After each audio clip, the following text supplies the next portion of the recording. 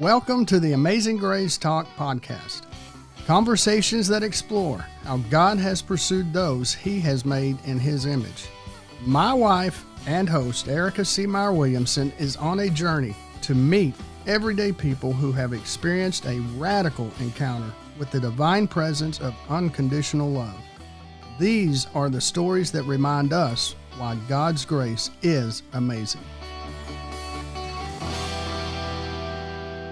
Hello, everyone. Welcome back to my podcast. My name is Erika, and I'm so glad you stopped by. It is my hope that through the amazing testimonies you will hear on this show, will plant a seed in your heart and ignite your dreams, all for God's glory. Through much prayer and listening to God's direction, I actually retired from a 30-year career in 2020 to spend more time doing just that, helping women find clarity, overcome struggles, and discover their true calling. In 2016, I launched the Amazing Grace Retreats in the beautiful Black Hills of South Dakota. Started this podcast in September of last year, and in the spring, I will finish my autobiography, a book that shares my struggles and victories to prove that anyone can live in God's amazing grace for those who believe in Him. I can't wait to see you at the next retreat. On today's show on Amazing Grace Talk, we have a friend of mine here. Her name is Donna Banks-Smith. And welcome to the show, Donna. Thank you, Erika. Nice to be here. Yeah. Now, you've known my mom and dad for many years. My mom sings, and you guys I know your husband used to love to come see her sing. He loved her. Loves her. Would she play down at Oak Cliff too? And yeah, and at the Italian restaurant. Oh, yeah. In DeSoto. Oh, yeah. Yeah. Awesome. So I know she always used to love it. Yeah. That he loved to come. But I went to school with your sister, Julie, and she's a couple of years younger. And you and I have just known each other and played tennis together as well. So we've been friends a long time. Why I asked Donna to come on the show today is, I noticed a little bit of, I didn't see you anymore. I didn't see you on the tennis court. You guys moved from here. So, of course, we didn't see you regularly, for dinner and things like we used to. I knew there was a little, I don't know, I knew something was going on and I didn't really know what it was. But I would love for you to share with us just some things that have been going on in your life. I know there's been a big transition. And tell us a little bit about what it looks like, that transition, like what happened in your life.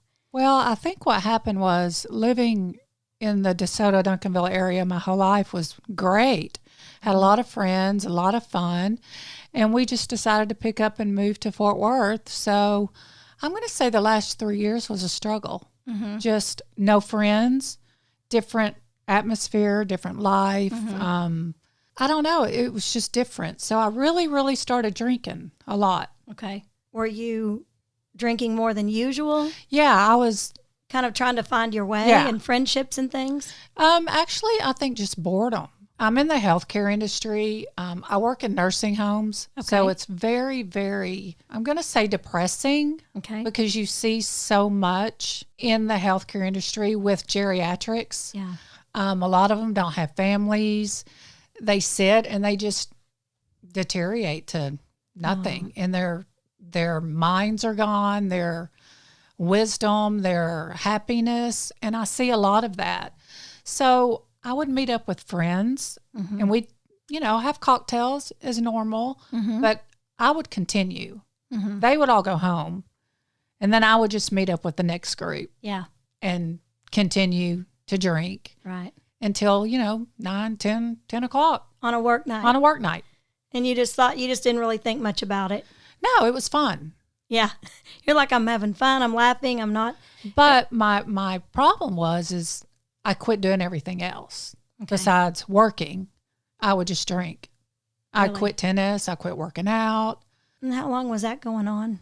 Until you noticed that you needed to do something different? Probably the last 3 years. Yeah, when we moved. Okay. And like I said, I didn't think I had a problem. Mm-hmm. I knew it wasn't normal to just stop is what you're supposed to do. Mm-hmm. Go have some fun, with your friends and then stop. Mm-hmm. But I would go home and open up another bottle of wine and get in the pool and hang out. And before I know it, it's 11 o'clock at night and I got to get up and go to work the next day. Get up and go to work. And then like you were saying the other day when we were talking about it, you said, you would kind of wake up with a hangover and then, feel bad and you'd be tired all day, right? And Exactly. Then you'd just be thinking all day, when can I go home and get in my bed? Exactly. So what would you do? Just take a night off and then back on? Back on the next day. And how long did that continue before you realized something's just, I can't do this anymore? Well, I got pneumonia really bad and was on IV antibiotics. So I went 2 weeks without drinking. Mm-hmm. So I knew it was an addiction for the alcohol. Mm-hmm. My addiction was for the social life of it. Mm-hmm. So it's been 18 months. Wow. Now, how did you go about stopping? I just stopped. That's a miracle, really. Yeah. Because 20-something years ago, I smoked cigarettes and I just stopped. Just stopped, made a decision. Yeah. So I know in my heart I'm a strong person, but there's some struggles. Yeah. During the time that you stopped drinking, was God anywhere in your life? No. Did you believe in God? Yeah. You believed that there was a God somewhere, but not a relationship, Right. not thinking that he was your savior and that he could help you in any way, right? Right. It was just kind of all on you to be strong. Yeah. And then I would pray, and then I would maybe watch some stuff on TV, picking up a sermon or here and there, but nothing consistent. Yeah. It was definitely nothing consistent. I'm going to say it's probably been maybe the last 3 or 4 months that I've really dug deep. Yeah. Now, what was that turning point? It all changed when the pneumonia hit me. Okay. My chemical imbalance, metabolism, just my body shifted. Yeah. And I was just struggling. And I'm like, I can't keep living like this. Yeah. I need help. Yeah. I started just praying. Okay. Yeah. Before, when you're not really a Christian, you're just like, oh, Lord, please don't let this happen to me. When you're scared. Yeah. Yeah. And you never pray when you're good. But I've been so depressed for, after the pneumonia that I thought, there's got to be something that can help me. Yeah. So, because I've never believed in depression. I've had a wonderful, wonderful life. Yeah. And I never understood when people were depressed. I'm like, just get up out of the bed. Well, now I know you can't just get up out of the bed. Yeah. When you're in that place, it can be tough. And you get up anyway, and you put on your face, and nobody has a clue what you're going through. Yeah. And then you talk to people, and they're like, oh, well, I'm on antidepressants, or I'm on this. I'm like, I don't want to be on that. Yeah. I don't need another vice. You wanted to, yeah. I don't need another. And people are like, oh, well, if you quit drinking, just have a couple of drinks. Or, oh, well, and I'm going to say this on air, well, do some gummy bears or smoke some pot. And I'm like, no. Yeah. I'm going to live a sober life. Yeah. I don't need another addiction. Yeah. So I feel good that I've done this on my own until now. Yeah. I'm going to say in the last 3 or 4 months, I'm not as depressed since I've been praying and reading and journaling and, Now, how did you know to start journaling? How did that come about? I think just a couple of people are like, do you journal? I'm like, no, I'm not deep. I'm not a deep person. Mm-hmm. I think that's why I never reached out to God. It's just. Why do you think you're not a deep person? Because I just would just live life and just go. But and there's so never much, think about anything. But there's so much joy in going deep. Yeah. Figuring out, like when God convicts us of things, just means he brings it to our attention. And then when we pray for that and move forward in that, where he can fix and change us, he does that. Yeah. That there's so much joy in that. So go deep. Yeah, it's scary. Don't be scared to go deep. It's very scary to go deep because you don't know what you're going to get. If you're not with somebody that is a Christian and helps you learn, there's so much doubt still because the world's so messed up. Yeah. That it's like, if God was really here, why do the little kids have cancer? Mm-hmm. Why did this happen? Why did that happen? Mm-hmm. And then you dig deep and you're kind of more miserable than you were before you dug deep because you never had to understand yourself. Does that make sense? Yeah. So as you take those baby steps to go deep and to learn, you're going to be covered in peace. You really will. Yeah. I mean, God will be there for you each step of the way, as slow or as fast as you want to go. And it seems like you just have, dove into His Word. Well, I'm so OCD, Erika, that I mean, I got on myself for not journaling correctly. So Yeah, don't do that. Let me tell you, I'm like, oh no, I should have done it this way. Oh, I forgot to do it this. And then I go back because I'm so OCD that I need to learn how to just relax and take it and start surrounding myself with people like you who know the Lord and can help me through it. Yeah. Something I would do is just start saying, instead of saying I am OCD, just say, God, thank you for breaking that bondage in my life, and just speaking that don't speak that you are. Yeah. I mean, that's just one thing that I would do that would help, because being that's like a bondage. Yeah. Because you're probably noticing that it's maybe putting a stop to some things, right? I mean, where does it interfere in your life if you're OCD? Yeah, I think getting very overwhelmed. That's what, yeah. I'm very overwhelmed with learning the Christianity part. Mm-hmm. I'm new, and like I said, I'm on my own doing it. Mm-hmm. I have that one group that I had told you about that we meet once a month, but it's a short group. We have lunch and just kind of discuss a couple of things, but trying to figure it out myself, and then doubting, and then getting so overwhelmed that I don't practice it for a couple of days because I'm so overwhelmed. Well, and I would just say, continuing to seek, have you found a home church? Like, do you go to? I haven't yet. With pandemic, it's just that. Really kind of hard. I've been watching the Joyce Meyer show. Mm-hmm. She's quite great. A bit. Mm-hmm. Yeah. People love her, though, because she's so real. And you can understand it. You can understand it, and it's not speaking, over your head that you don't understand. So that is why, listening to that. But I would encourage you, even if you have to go visit several places, find a place that you can plug into at church. That's just going to help you with your spiritual growth. Yeah. We only stopped going to church for a couple, not very long. And then we've been back ever since at our church. But that would definitely, be something that would help you. Everything that you're doing is amazing, but you want to be able to have more of a group, you know what I'm saying, than the group that you have. What do you feel like you're ready for next? Like, you're journaling, you're reading, you're listening to sermons. I'm ready to just to understand it and quit still having the doubt of, is this real? What kind of doubts? Do you have something specific, or just, is God real? Yeah, it's just, is God real? Mm-hmm. With, like I said, if you're doing it on your own, you don't have anybody to ask the questions to that have been in this journey for a long time. Yeah. And I understand that God works through people, and you can ask people, but ask God those things. Yeah. Oh, yeah, true. And I do. And then when I don't believe that it's happening, then something good will happen. I'm like, well, He was listening. Yeah. So it's just the fact of not letting the devil try to pull me back to not believing in Jesus. That's true. And He will. Yeah. He'll come along and knock at your door and say, hey, come back to this side. Yeah, because when I wasn't on this journey, I never thought about the devil, and I never thought about Jesus. Mm-hmm. And now that's all I ever think about. Yeah. So have you noticed that you're praying over before you make decisions, or do you notice that? Yeah, because I've been wanting to start this online men's clothing business for a while. Okay. And I tried it a while back, and I got on the internet. It just got really confusing. Mm-hmm. So one day I was just laying in bed. It was a Saturday. And I thought, you know what? I'm going to get up. And I went straight to the computer, and it all fell into place. There was no confusion. I got my tax ID.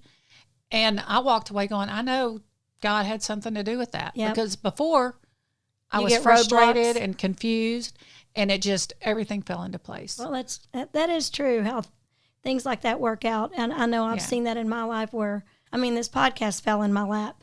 That when things like that fall in your lap, when you get the door wide open, that God's saying, step forward. Yeah. So the fact that it was easy, and so where are you with that? I'm actually going to market next week. Okay. Go find some manufacturers and I guess distributors, you would call them. Yeah.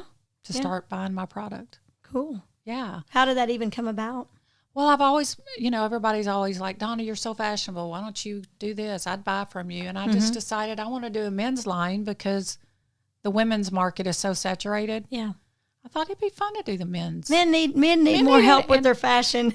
And yeah. Sorry. And then the women would buy. I know, because I shop for my husband. Yeah. See? Yeah.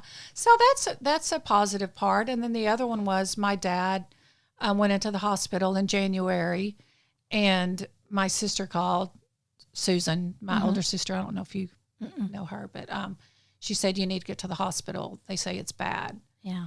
And I'm driving there, and I'm like, he's fine. I just knew there was the most calming peace. I'm like, he's fine. There's nothing. He's not dying tonight. Yep. So I get there, and he's wide awake, and I'm going into surgery, and now he's had a tough road, but he's doing really good, and so that's just another example of I know it's there. I know he's there. Yeah. I want the full heartedness of peace, and I don't have that yet. And I don't know, there's something still there holding back. Okay. And I don't know what it is. I don't know how to tell you how to get to that place other than asking.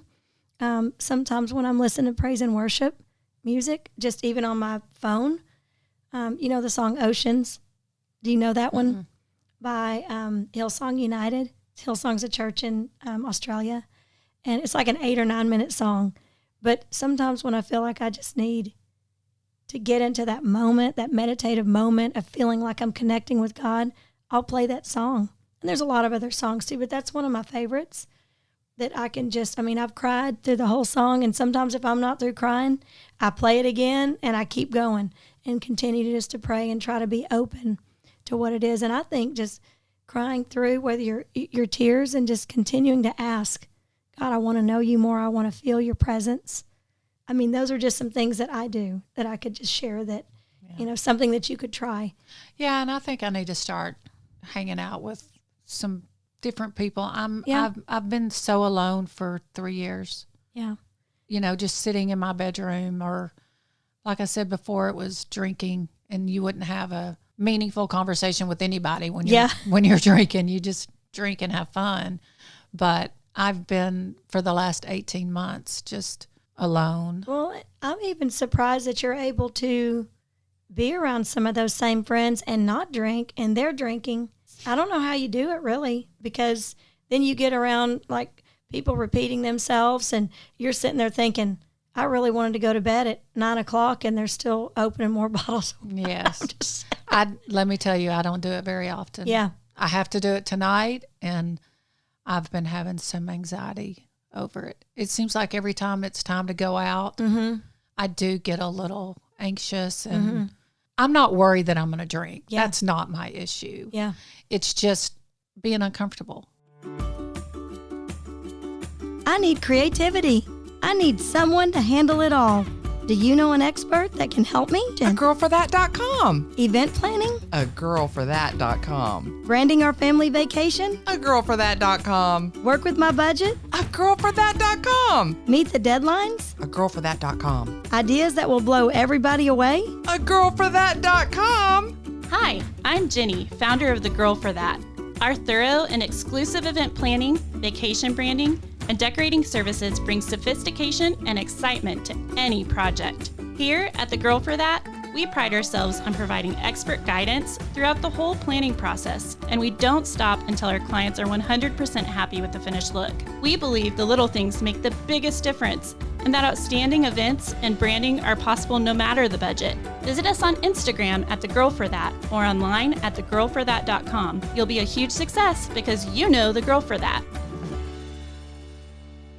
Well, and like you said, I mean, I know what that's like if you're going to have dinner or say you're having drinks, because I think I was sharing with you, it's nothing bad. I don't want to say anything about any specific person or group of people, but I'll just say sometimes you've had dinner and I don't want to sit around for, 2 or 3 hours just ordering more drinks and more drinks just to have a lot of drinks, stay up late. Yeah, you're going to laugh and have some fun, But is that really fun? No. Because in my eyes, when I've noticed that, and then I've just removed myself from the situation, and I've told my husband, I said, because there was a time a few years ago when we were in a new area, and I was like, there's no purpose in it. And again, it's not a judgment on anybody. It's really not. It's just me looking at my life and where I am and thinking, You're different. I'm wondering where the purpose is. Is anybody volunteering to? And maybe they are. I don't know, But just that staying up and doing, to me, it just seemed like a waste journey. of time. Yeah. Yes, a different journey, and it felt like a waste of time. Yeah. I don't want to go sit in a bar restaurant anymore. Yeah. That's boring. Mm-hmm. The bartenders aren't your friends. Yeah. As a matter of fact, my son said, Mom, there's bartenders all over Fort Worth going, oh my gosh, I need to make a car payment. Where are the Smiths? Because they're wanting their tip since we quit going, Yeah. I'm like, we put a lot of bartenders probably in the poorhouse. Oh no. Because it was a lot. Yeah. It was a lot. My husband's been really supportive. He gets frustrated sometimes because I don't want to go. Mm-hmm. But he's cut back, Mm-hmm. but he doesn't have an issue with it. Does he not understand? I mean, does he understand? Or I think he did for a while. I think now he's just like, it's time to move on, like to having a social life and a life again. Mm-hmm. Well, but you know what? I was going to say something else. Not only finding, and this is just me, this is my opinion, and I tell everyone this. I've told lots of people this, that you know what? Finding a church home, just because I know what it's meant to me. Yeah. Not only that, but serving. The second you start, which is AKA another word for volunteering. Some people are like, what do you mean is serving? You're serving, you're volunteering, but you're serving God, you're serving the Lord. And really what happens is, I'll tell you about, so at one of the hardest times of my life, financially, it was 2008. It was just a horrible time in my life emotionally. It was tough. Erika Lane and I had moved away to the Hamptons. We came back. And I was in Dallas, and I didn't want to be in Dallas. I didn't. It reminded me of failure and sadness, and I didn't want to be here. But, we got back into our church that we had belonged to for many years, and we just poured ourselves into Erika Lane, and I always served together. And, when she was littler, we would serve. I just made it to where we could do it together since I was a single mom. But when you feel bad about yourself, the best thing you can do is go help someone else. Yeah. And I'm telling you, all of a sudden you forget about your problems and God takes care of you. You know what I'm saying? Yeah. You think you've got the problems, and we all do. I mean, we have things, and I'm not trying to make light of it, but you forget about them. God takes care of those, and you're helping and serving other people, and you're uplifted like no other. I mean, Yeah. it is a great thing. So if you don't serve, or you never have you? I'm sure you I have, volunteered. But yeah, I do. And like I said, being in the industry that I'm in. have you ever served in a church? Like volunteered? No. You- No. I'll just encourage you for that, because I know what it'll bring you. I know you're looking for that next step. Where is this going to come from? And I just know, just being around like-minded people, Yeah. and then you're going to meet new friends that you're not going to go out and just, people are going to want to sit at the bar. You're going to find other things to do. Yeah. I've also got something out of this, with my dad making it, because I do know that God was there because he wasn't ready to go. Yeah. I am going to start an organization to help the senior community that are getting taken for everything. Yep. Their money. They don't know the questions to ask when they go in the hospital. They just do exactly what they tell them to do. Yeah. And my dad almost died in the hospital of unnecessary reasons. It had nothing to do with his sickness. Yeah. They had him on a vent because it was COVID. He didn't even have COVID. They had him on the vent. It wasn't even turned on. It was just down his throat because they got $100,000 a day for it. They had him on restraints because they said he was combative. And I'm like, I don't know how he's combative when he's knocked out. And with me being in the health industry, I knew what to say to him, and things got done. Yeah. So I am starting an organization. I was going to say, maybe that's your calling. It is. And I'm going to meet with some churches to do some health talks. And, I've got an attorney involved that can answer the legal questions. I'm bringing on board an RN, a doctor, and just different people for different situations. Yeah. Because I don't want all health talks to be the same, but Yeah. I think that was my calling too, for this to happen. Yeah. So I'm really excited about that. Well, not that I'm not excited about your men's fashion, but this really just, spoke to me, because my dad was 89 when he passed away this last year. And he had something weird happen that, I'm all for that. Yeah. He had a knee surgery, and the people didn't have his fluids going all night. It was clamped off. It looked like it was going, and he got dehydrated and was stuck with, there he went into full blown, he had Lewy bodies after, but it was horrible. The most horrible. And I know things can happen in and through hospitals, but they're happening way too much. Right. And Erika, to be honest with you, if they would have told your dad to hop across the room on his bad leg, he would have, because he trusts that they're telling him what to do is correct. Analogy. Yeah. And I'm telling you, I called the head person at the hospital and I said, I want the restraints off of my dad. You know it, and I know that's illegal, that's inhumane, and I want it taken care of. Yeah. And let me tell you, those restraints were off. Yeah. Because they knew that I knew what I was talking about. So hopefully I can get this organization up and going to where there's a lifeline that they can reach out and call. Yeah. And just to educate not only the seniors, but their families. When their loved one's in a hospital, that they can say, hey, I know this organization, I can call, and I'm not happy with this situation. What do I do? So I think there's definitely a need for that. And like you're saying, they take everything from them. It's just sad. There's really a need for is. that for sure. And I think you picked up a lot of heart and passion when you started talking about it too. Yeah. So yeah, I think it's there for me. For sure. And I think as you continue to grow in your faith and grow in your relationship and in those ways, I think all those other doors will open up as well, don't you? I do. And thank you so much for just being there. You came into my life for a reason, We hadn't talked in, a while, and then that there was something that. Yeah, and we've always been friends, but we've never been close or really sat down and had a deep conversation. Because usually I was with a group of people that were drinking. But you've really helped me, and I feel like that I can pick up the phone anytime and call you, and you're very knowledgeable and just have just been there for me. I don't know how knowledgeable. I just know I've had a lot of experience. Well, and things, but I can love on you for sure. For sure. And like you asking me to do this today, I was supposed to go meet a friend and go sit in a bar and watch him drink, and nothing positive come out of it. Yeah, so it happens for a reason. All happens for a reason. Exactly, exactly. If I could just keep that in my mind now, that he is listening, and quit doubting, but just tell the devil, like everybody says, get away, get out. Yep. Leave me alone. I've got Jesus now. And it works. And it's as simple as that. That's the thing. Yeah. I've said that to people for years. Just say, devil be gone. Jesus Christ is my Lord and Savior. And I've had people come back to me and say, because I feel almost elementary saying it because it sounds so simple, but they'll come back to me and go, it works. Yeah. I'm like, it does. Like, I'm just telling you, speaking from experience. That's it. Yeah. It's simple. It's for anyone to learn, and that's all you have to do. And the devil will flee.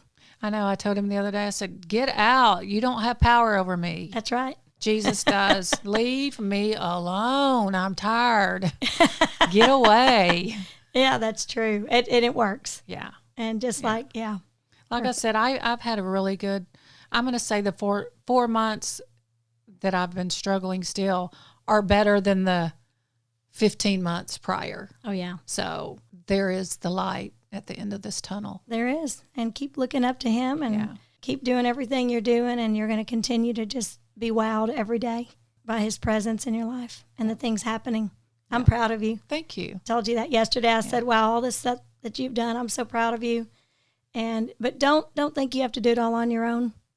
Look to him and ask God for his help. We're not supposed to do it all on our own. Yeah. Don't let the pride get in the way, right? Yeah, exactly. Think that you have to be at the strong one all the time. Exactly. Wow. Exactly. Well, thank you for coming by here today. Thank you for having me. Love you, and I appreciate you being here. And thanks to all of our listeners who remind me daily through text, emails, and phone calls of how listening to the podcast has impacted their lives. It is truly a blessing to be a part of this project, and a special thanks to my producer, Rob Price, who makes it all happen. If you would like to be considered as a guest on our show, please email me at erikaseamayer@gmail.com or message me on social media at Erika Seamayer-Williamson. For more information on the upcoming retreat schedule, check out amazinggraceretreats.com in the show notes, and I'll look forward to meeting you at our next getaway. And last but not least, we would be so honored if you would write a good review, subscribe to the show, and share this podcast on your social media. Thanks, everyone, and we'll see you next time on Amazing Grace Talk.